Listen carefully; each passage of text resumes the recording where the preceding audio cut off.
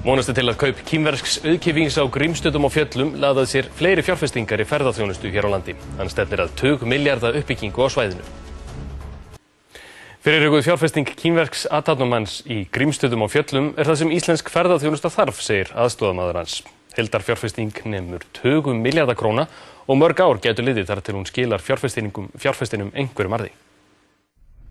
Gengið var frá kaupsamningum við landeigendur á Grímsstöðum í gær og á kínverski fjárfestirinn Huang Nobu nú rúm 70% af jörðinni.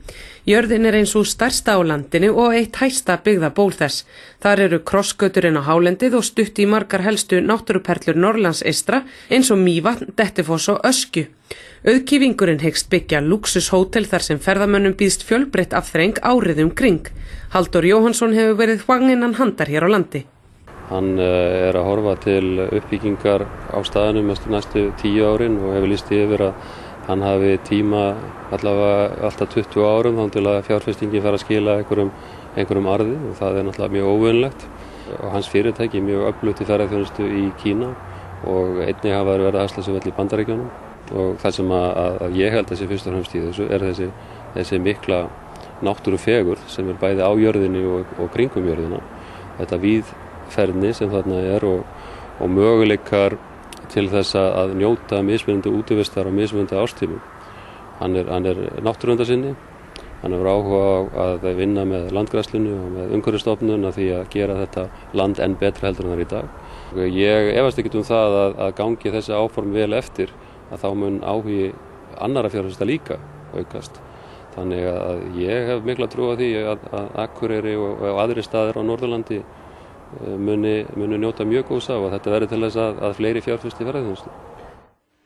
Ákvörðun kínversks auðjöfurs að byggja upp lúxushótel á Grímsstöðum á Fjöllum og í Reykjavík fyrir 10 til 20 milljarða króna er stærsta fjárfesting af þessu tagi í ferðaþjónustu á Íslandi. Þetta er Huang Nobu, maðurinn sem verður með stærri landeigendum á Íslandi, falli stjórnvöld á kaup hans á 3/4 hluta jarðarinnar Grímsstaða. Áhuga hans á Íslandi má rekja til Hjörleifs Sveinbjörnssonar þegar þeir voru ungir námsmenn í Pekingháskóla. Við deildum herbergi í Pekingháskóla þar sem hann báður við nám fyrir rúmlega 30 árum og okkar kynni hófust þannig. Síðan hefur hann gerðist athafnamaður í Kína. Sem stjórnarformaður félagsins Song Kung í Peking er nú på orðin umsvifamikill í ferðaþjónustu, ekki aðeins í Kína heldur einnig í Bandaríkjunum og Japan. Og hann sér fyrir sér að Ísland sé næsta ferðamannaparadís í heiminum. Þegar horft er á landakortið sést hvers vegna slíkur maður sjái tækifæri á Grímsstöðum á Fjöllum sem liggja vel við náttúruundrum eins og Mývatni, Dettifossi, Ásbyrgi, Herðubreið, Öskju og Kverkfjöllum.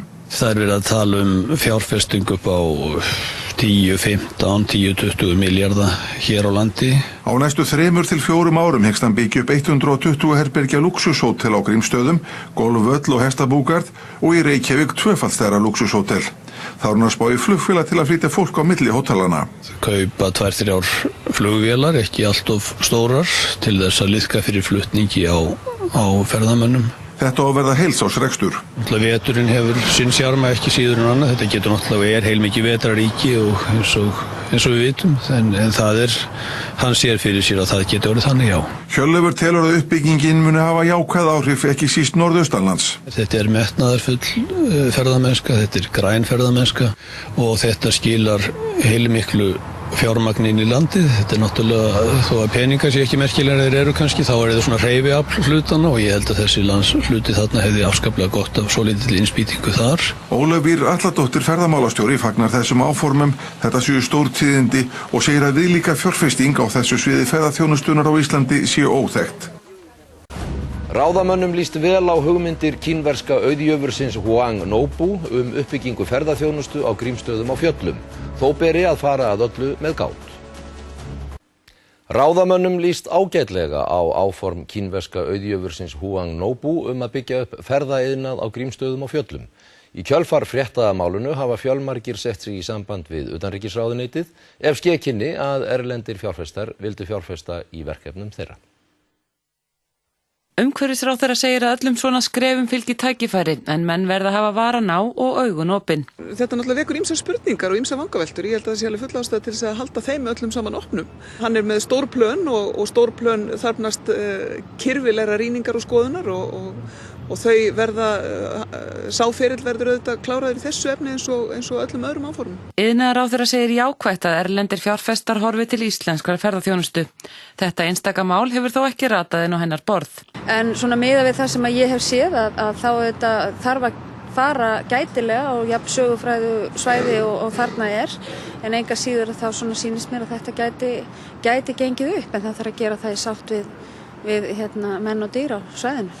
Engin lög gilda eignarhald útlendinga á íslenskum jörðum. Ég held að við ættum ekkert að fara á límingunum þó að það komi hér einn Kínveri sem vilji fjárfesta í jörð og fjárfesta síðan í íslenskri ferðaþjónustu í framhaldinu og hér eiga útlendingar töluvert og ég held að það sé ekkert að óttast í því efni. Í kjölfar frétta af Nobu hafa bæði landeigendur og sveitarstjórnarmenn sett sig í samband við utanríkisráðuneytið og kynnt hugmyndir af verkefnum í ferðaþjónustu sem erlendir fjárfestar gætu haft áhuga á.